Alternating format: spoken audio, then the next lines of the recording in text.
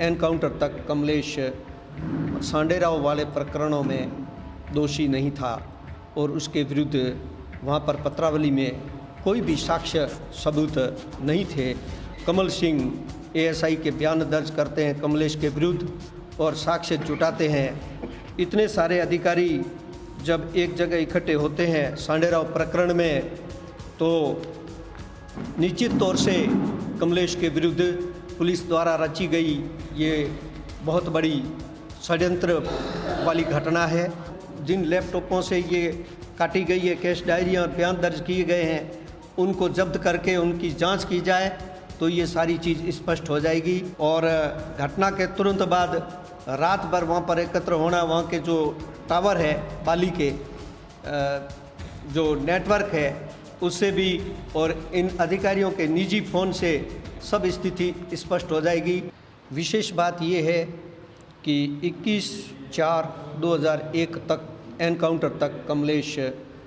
सांडेराव वाले प्रकरणों में दोषी नहीं था और उसके विरुद्ध वहाँ पर पत्रावली में कोई भी साक्ष्य सबूत नहीं थे। और जैसे ही 9:30 बजे बाड़मेर में एनकाउंटर की खबर जाती है और भागदौड़ पाली में मचती है, पाली पुलिस में भागदौड़ होती है और बाली में सब भाई लोग एकत्रित होते हैं।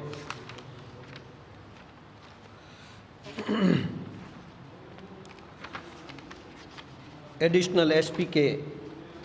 कार्यालय में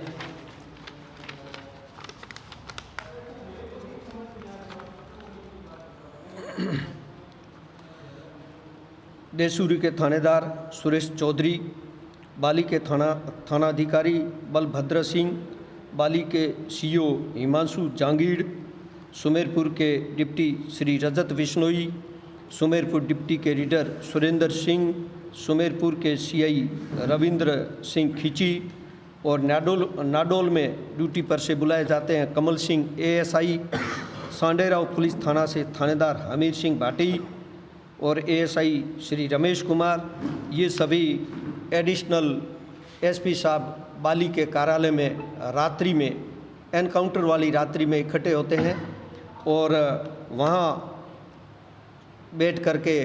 कमलेश से संबंधित पत्रावलियों को मंगाया जाता है और उस ऑफिस में वहीं पर कंप्यूटर और अपने निजी लैपटॉप से बैक डेट में कैश डायरियाँ काट करके और बैक डेट में कमल सिंह एएसआई के बयान दर्ज करते हैं कमलेश के विरुद्ध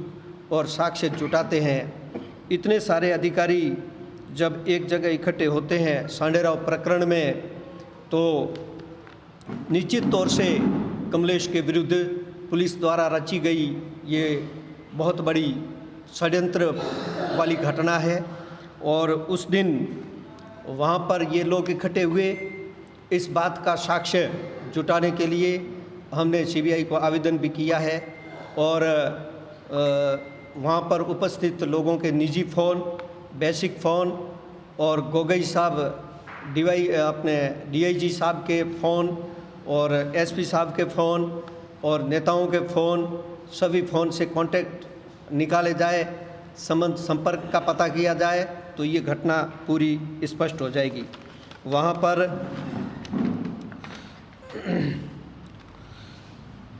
कमल सिंह जो नाडोल में है उसको बुला करके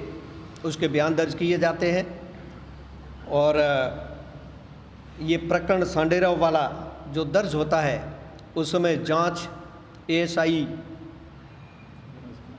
रमेश कुमार को दी जाती है, जो मात्र 3 दिन में ट्रांसफ़र होकर के सीओ रजत बिश्नोई को सुमेरपुर सीओ को दे दी जाती है। तो 3 दिन में इस जांच को चेंज करने के पीछे किसका दबाव रहा, किसका आवेदन रहा और किसके राजनीतिक प्रेशर के कारण सीओ साहब रजत बिश्नोई साहब को यह जांच दी जाती है, ये भी एक बहुत बड़ा षड्यंत्र है। और निश्चित तौर से उस रूट पर चलने वाले तस्करों का और सीओ साहब का कोई साठगांठ है, इस कारण से सीओ साहब को ये जांच दी जाती है। उस घटना के दिन जो ये बताई जा रही है कि कमलेश के विरुद्ध जो मुकदमा बताया जा रहा है उसमें उस दिन पाली पुलिस ने नाकेबंदी की थी और नाकेबंदी घटना से पहले दिन में हुई थी। दिन में नाकेबंदी किस अधिकारी से हुई, उस अधिकारी को किसने सूचना दी और उस नाकेबंदी में 2 गाड़ियों का पीछा किया बताया गया और जो वीडियो दिखाया जा रहा है जो पुलिस के पास है उस वीडियो में सिर्फ एक गाड़ी को दिखाया जा रहा है। बहुत बड़ा घपला इस जगह पुलिस ने कर लिया और 22 तारीख की रात को बैक डेट में कैश डायरियां काटी गई और बयान दर्ज किए गए। इससे बड़ा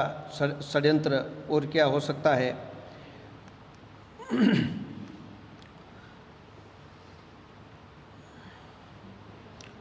पुलिस फिर भी कहती है कि सही है।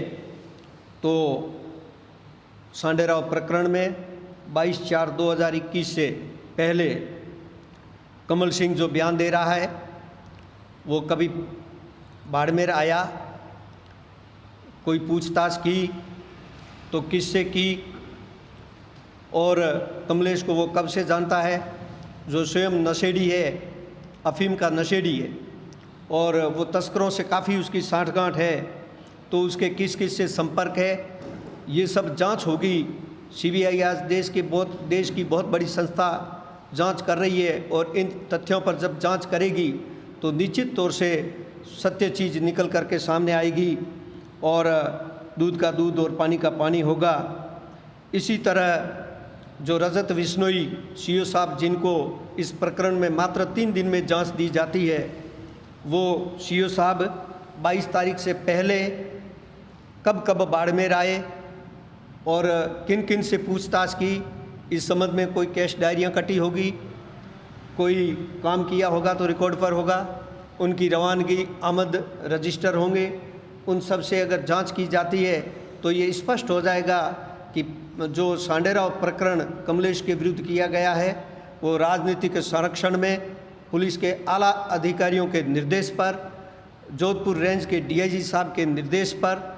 और सभी लोगों मिल कर के तैयार किया गया है। तब जा कर के ये कमलेश के विरुद्ध प्रकरण बना। वहाँ पर एडिशनल एसपी साहब बाली के ऑफिस के जो कंप्यूटर है, कंप्यूटर में जब कैश डायरी काटी जाती है तो उसका समय दर्ज होता है। उन कंप्यूटरों का और जिन लैपटॉपों से ये काटी गई है कैश डायरियाँ और बयान दर्ज किए गए हैं, उनको जब्त करके उनकी जांच की जाए तो ये सारी चीज़ स्पष्ट हो जाएगी। ये एक प्रकरण है, ये सांडेराव और पाली पुलिस से संबंधित है और घटना के तुरंत बाद रात भर वहाँ पर एकत्र होना, वहाँ के जो टावर है बाली के जो नेटवर्क है उससे भी और इन अधिकारियों के निजी फ़ोन से सब स्थिति स्पष्ट हो जाएगी और ये एक जांच का विषय है। कमलेश की हत्या करने के बाद में उसको कानूनी रूप देने के लिए पुलिस अगर इतना गहरा षड्यंत्र करती है तो उस संबंध में जांच के लिए परिवार और हम संघर्ष समिति मांग करते हैं कि निष्पक्ष जांच हो और इसके साथ जो भी हो उनकी सबकी पोल खुले और वो सब पकड़े जाए। निश्चित तौर से इसके पीछे बड़ा राजनीतिक संरक्षण नहीं होता तो ये घटना नहीं होती। हम पहले दिन से ही कह रहे हैं और आज भी कह रहे हैं, इसलिए इस विषय पर जांच होना बहुत आवश्यक है।